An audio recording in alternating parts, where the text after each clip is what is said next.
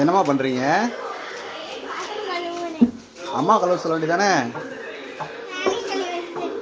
அம்மா கழுவ கொடுங்கம்மா, அம்மா கழுவட்டும். ஏன்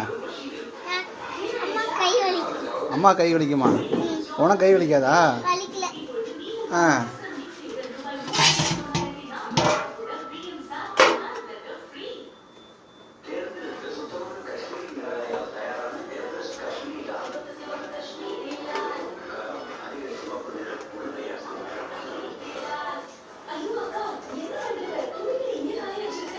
போதும் போதும், தண்ணி ஊற்றி கழுவு.